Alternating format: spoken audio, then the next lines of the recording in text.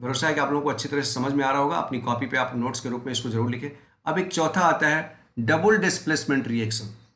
अभी तो एक एलिमेंट ने दूसरे को डिस्प्लेस किया था, और ऐसी कंडीशन भी आती है कि दो दो एलिमेंट एक दूसरे को डिस्प्लेस कर देते हैं। अब यह क्या है, जरा इसको पढ़ भी लें कि क्या लिखा हुआ है। A chemical reaction in which there is an exchange of ions between the reactant are called double displacement reaction. एक एग्जांपल लेके देख लेते हैं।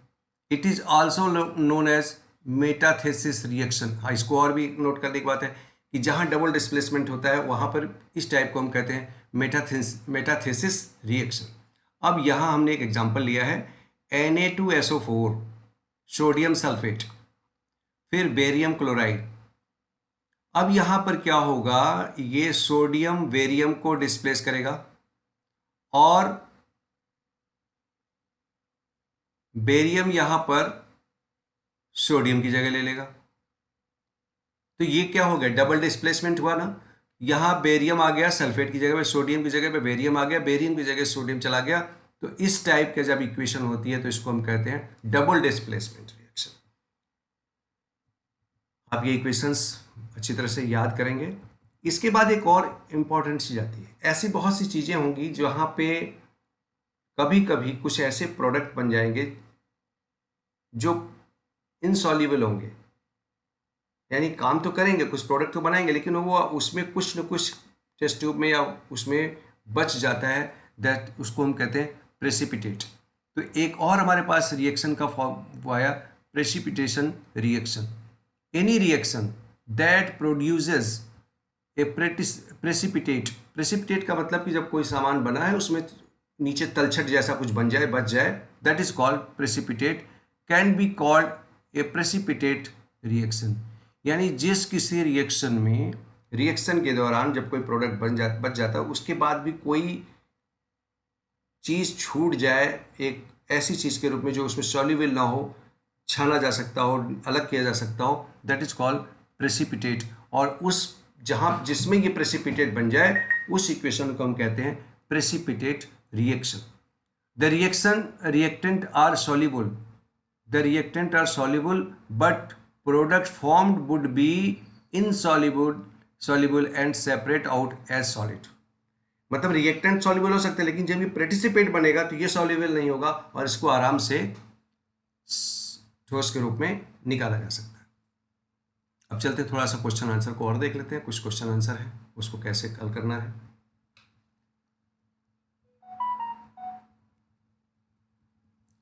आप लोगों को आनंद आ रहा होगा जरूर पढ़ने के लिए। साइंस को थोड़ा सा ध्यान से पढ़ना ही होता है। आप इसको आगे देखते हैं कि ये ए solution of a substance x is used for white washing. ये आपकी बुक का एनसीईआरटी की बुक का क्वेश्चन है। तो आपको बताना है कि name the substance x and right the formula, right the reaction of the substance named in first above the water. अब यहाँ पे जो नेम है, name x is calcium oxide, actually calcium oxide है, which is also called quicklime। quicklime is used for white washing। उसने कहा ना कि वो प्रोडक्ट व्हाइट वॉशिंग के काम आता है, उसका नाम एक्स है, उस एक्स का नाम बताओ। तो वो एक्स का नाम है कैल्शियम ऑक्साइड, क्विकलाइम कहते हैं उसको। क्विकलाइम व्हाइट वॉशिंग के काम आता है। फिर सेकंड है कि क्विकलाइम को हाइड्रोजन के साथ जब रिएक्ट करेंगे तब क्या होगा। तो क्विकलाइम ले लिया मैंने, CaO सॉलिड फॉर्म में है, यहाँ पे वाटर लिया लिक्विड फॉर्म में है। ये क्या बनाएगा, ये आपको बनाएगा कैल्शियम हाइड्रोक्साइड, इक्वस सॉल्यूशन बना देगा। It forms the calcium hydroxide slagged lime when the quick lime reacts with water. Next question देख लेते हैं जरा। वाई, नेक्स्ट क्वेश्चन देखते हैं।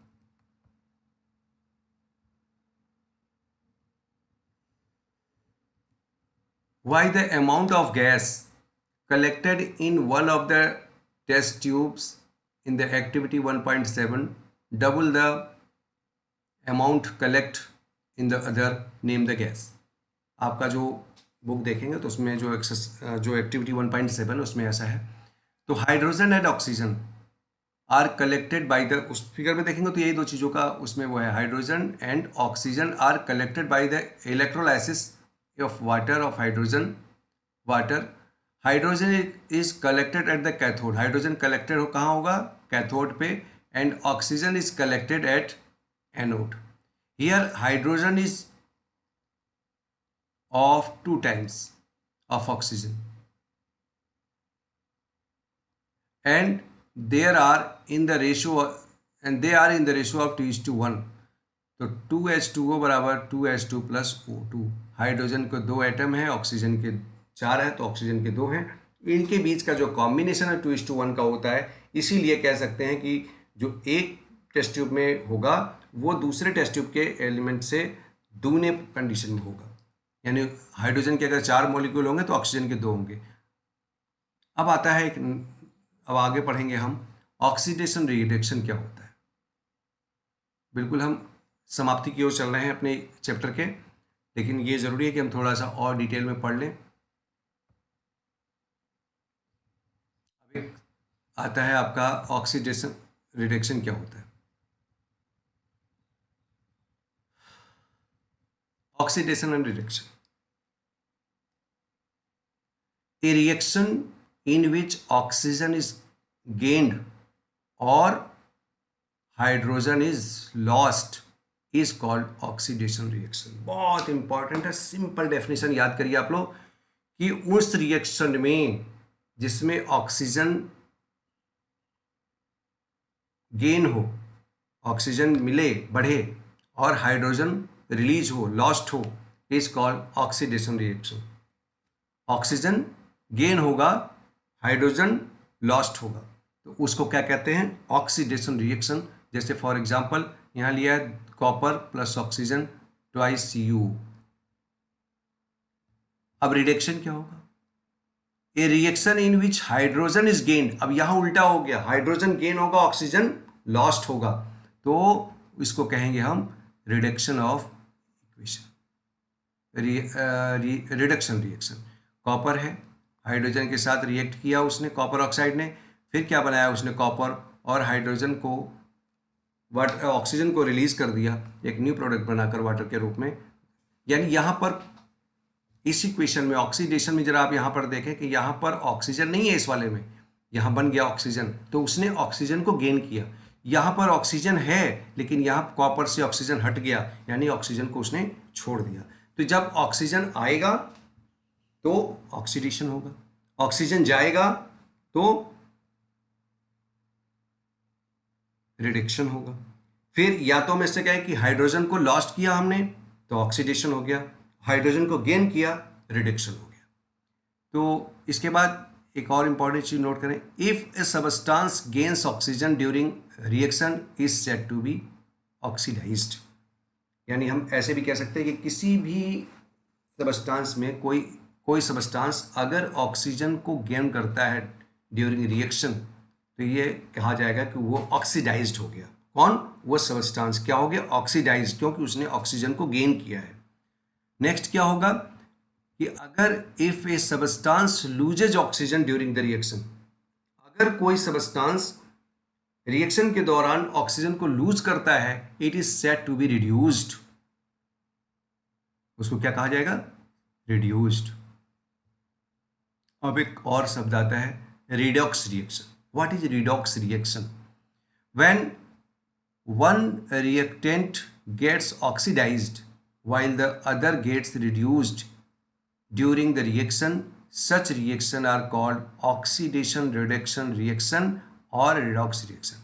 यानी किसी भी रिएक्शन के दौरान अगर रिएक्टेंट्स में से एक रिएक्टेंट्स ऑक्सीडाइज्ड होता है और दूसरा क्या है, रिड्यूस्ड होता है, यानी वो उसमें से ऑक्सीजन रिलीज होती है, then such reaction is called oxidation reduction. यानी ऑक्सीडेशन की प्रक्रिया भी उसमें हो रही है, रिडक्शन की भी प्रक्रिया उसमें हो रही है, तो उसको ऑक्सीडेशन रिडक्शन रिएक्शन कहते हैं, या उसको एक दूसरे नाम से हम जानते हैं रिडॉक्स रिएक्शन। अब एग्जांपल देख लेते हैं। यहां पर एग्जांपल में हमने देखा कि ये क्या चीज हो गई,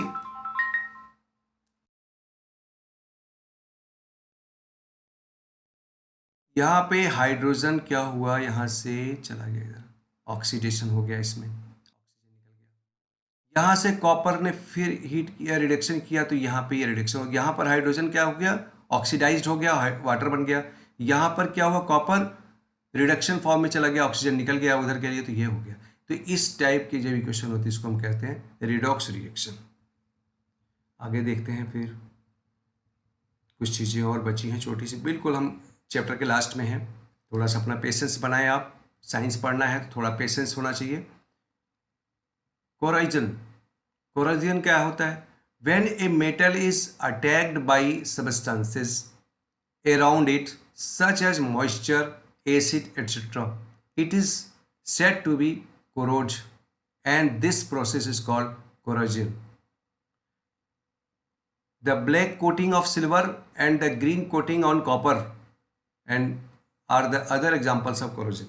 Corrosion का मतलब होता है कि जब किसी मेटल के ऊपर मॉइस्चराइजेंस के द्वारा, एसिड के द्वारा उस पर कुछ ऐसी परतें चढ़ जाएं किसी केमिकल रिएक्शन के प्रोसेस के द्वारा, तो उसको हम कहते हैं ये कोरोजन हो गया। उस पर ब्लैक कोटिंग हो जाए, सिल्वर के ऊपर काले रंग की सतह चढ़ जाती है, तो वो सब क्या होता है, वो उसी के द्वारा होता है। और उसी प्रकार फिर कॉपर पर भी आप देखेंगे, कॉपर के बर्तन पे धीरे धीरे ग्रीनिश कलर आने लगता है।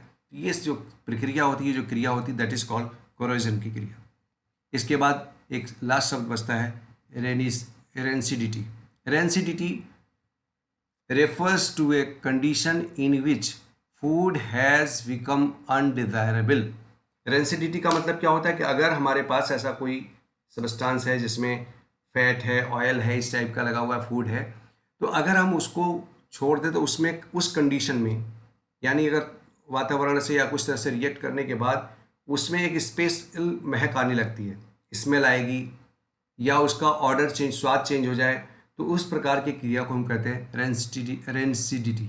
रेंसिडिटी में when fats and oil are oxidised the become rancid and their smell and taste change. ये निश्चित है, स्मेल और टेस्ट दोनों चेंज हो जाएंगे। Then that is why antioxidant are added to food containing fats and oil. और यही एक रीजन है कि जितने भी ये पैकेट वाले फूड्स आते हैं उसमें जिसमें तेल और ये फैट लगा हुआ है, तो उसको हम एंटीऑक्सीडेंट डालकर उसको रिजर्व करने का प्रयास करते हैं ताकि वो जल्दी खराब ना हो। आपने सब लोग आप लोगों ने चिप्स खाया होगा, चिप्स का पैकेट खरीद के। आपको पता हो कि चिप्स के बैग में चूँकि तेल से छना हुआ निकलता है, वो ऑयल से ही ऑयल से निकाला जाता है, तो वो जल्दी खराब होने की संभावना होती है। उसमें नाइट्रोजन गैस से भरा जाता है, उसकी जो पैकेट होता है उसमें नाइट्रोजन गैस के साथ उसको पैकेट किया जाता है ताकि वो उसके जल्दी रिएक्ट ना हो और बहुत ज़्यादा वो रेंसिडिटी का शिकार ना हो। और उसमें तो आज ये पूरा चैप्टर फिनिश किया है मैंने। आप लोग पूरा जो एनसीईआरटी का बुक है उसको और थोरोली पढ़िए, और ये जो नोट्स मैंने आपको दिए हैं इनको पूरा आराम से अपनी कॉपी पे लिखें। मुझे पूरा भरोसा है कि जितना मैंने बता दिया है, अगर आप ध्यान से पढ़ेंगे तो मैक्सिमम क्वेश्चन आप खुद किताब का सॉल्व कर लेंगे। फिर भी अगर कोई क्वेश्चंस में प्रॉब्लम आती है तो जो YouTube होगा उसके नीचे कमेंट बॉक्स में आप कमेंट कर सकते हैं कि ये चीज़ मेरा नहीं पूरा समझ में आया, तो मैं उसको किसी और में स्पेशल क्वेश्चन आंसर के किसी सेशन में मैं उसको समझा दूंगा। तो प्यारे बच्चों, ये रहा आज चैप्टर का क्लोजिंग। हमने इस पूरे चैप्टर में जो मेन कंटेंट्स पढ़े, मैं जरा थोड़ा सा शॉर्टली बता दूं उसको। एक हमने वर्ड पढ़ा रिएक्टेंट, फिर पढ़ा हमने प्रोडक्ट, फिर स्केलेटल, ऐसे बहुत सी चीज़ें पढ़ी हैं। तो आप उन चीज़ों को नोट करेंगे और अपनी कॉपी बनाएंगे और सीरियसली इसको पढ़ने का प्रयास करेंगे। तो आज के लिए इतना ही, फिर एक नए वीडियो के साथ मिलेंगे, एक नए टॉपिक के साथ पूरा चैप्टर कवर करेंगे उसको। तब तक के लिए आप लोग सीरियसली इसको पढ़ें, मन लगा के पढ़ें और आगे बढ़ें। फिर मैं लास्ट में एक चीज़ कहूँगा आपसे कि आप वीडियो को लाइक, शेयर, सब्सक्राइब कराइए। यही आपकी गुरु दक्षिणा है। आप मन से पढ़ें, हर गरीब बच्चा भी पढ़ सके, ये मेरा उद्देश्य है। धन्यवाद।